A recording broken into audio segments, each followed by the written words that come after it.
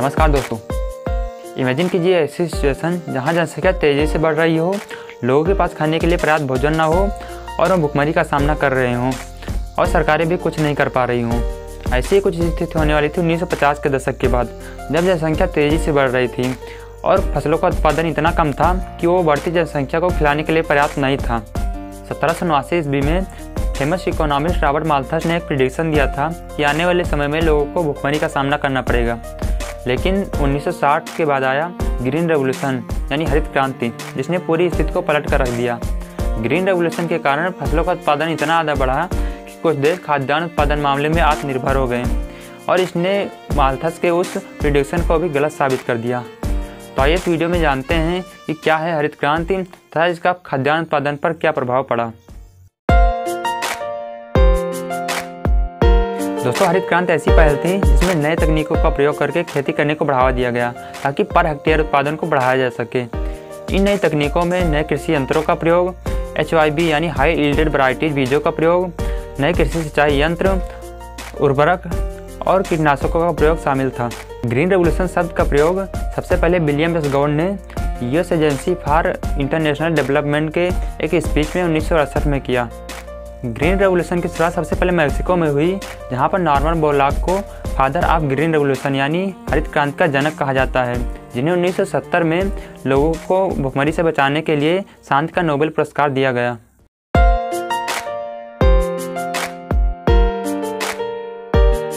बात आती है हरित क्रांति आने के पीछे का कारण क्या था। दोस्तों, 20वीं शताब्दी में दुनिया को प्रथम विश्व युद्ध और दूसरे विश्व युद्ध जैसे भयंकर युद्धों का सामना करना पड़ा, जिसमें कृषि उत्पादन पर सीधा प्रभाव पड़ा। दूसरे विश्व युद्ध के बाद जनसंख्या में तेज़ी से वृद्धि शुरू हुई, जबकि कृषि का उत्पादन जस का तस रहा, उसमें कोई वृद्धि नहीं हुई। ऐसे में लोगों को खाने के लिए कमी होने लगी और वो भुखमरी और कुपोषण का शिकार होने लगे। इसके अलावा 1789 ईस्वी में फेमस इकोनॉमिस्ट रॉबर्ट माल्थस ने अपनी एक पुस्तक a essay on the principle of population में प्रिडिक्शन दिया कि आने वाले समय में लोगों को भुखमरी का सामना करना पड़ेगा। इस थ्योरी के पीछे उनका तर्क था कि जनसंख्या में ग्रोथ एक्सपोनेंशियली हो रही है, जबकि खाद्यान्न उत्पादन में ग्रोथ और लीनियर ही है। तो एक समय ऐसा आएगा जब जनसंख्या इतना ज़्यादा हो जाएगी कि लोगों को भोजन की कमी हो जाएगी और लोगों को भुखमरी का सामना करना पड़ेगा। इसके लिए रॉबर्ट माल्थस ने बाकायदा एक ग्राफ तैयार किया, जिसे माल्थस क्राइसिस या माल्थस ट्रैप कहा जाता है। तो इन सारी स्थितियों को देखते हुए ज़रूरी हो गया था कुछ ऐसा उपाय अपनाया जाए जिससे प्रोडक्शन को बढ़ाया जा सके और लोगों को भुखमरी से बचाया जाए। 1943 ईस्वी में मैक्सिकन गवर्नमेंट ने international maize and wheat improvement centre यानी CIMMYT की स्थापना की, जिसने अंतर्राष्ट्रीय अनुसंधानों के लिए एक बेस के रूप में कार्य किया।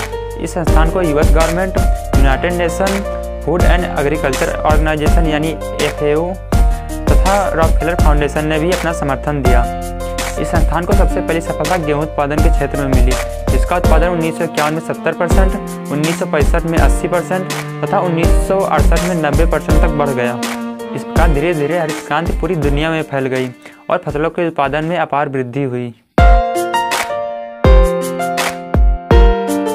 कृषि वैज्ञानिकों द्वारा विभिन्न प्रजातियों में हाइब्रिडाइजेशन यानी संकरण करके बनाए गए बीजों को HYB यानी हाई यील्डेड वैरायटीज बीज कहा गया। इन बीजों से तैयार फसलों में नाइट्रोजन ऑब्जर्वेशन की क्षमता ज़्यादा थी।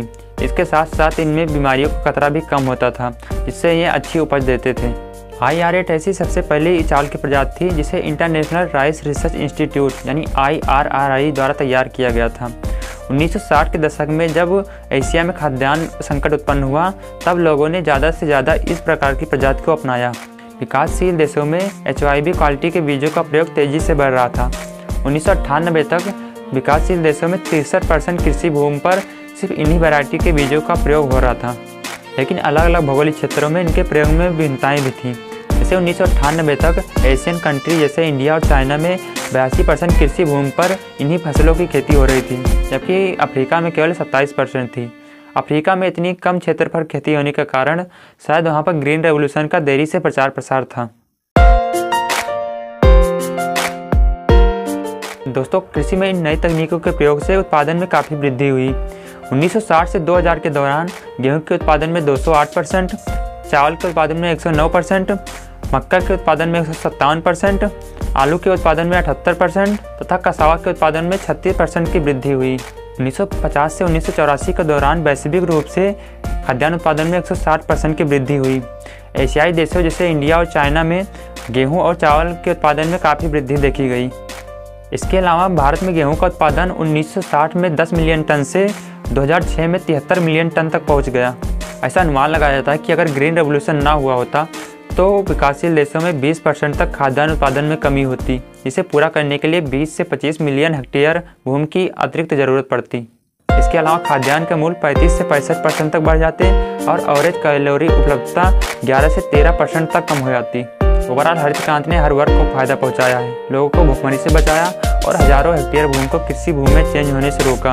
आज हम कृषि उत्पादन में इतने निर्भर हैं कि आने वाले कई सालों तक हमें खाद्यान्न संकट का सामना नहीं करना पड़ेगा।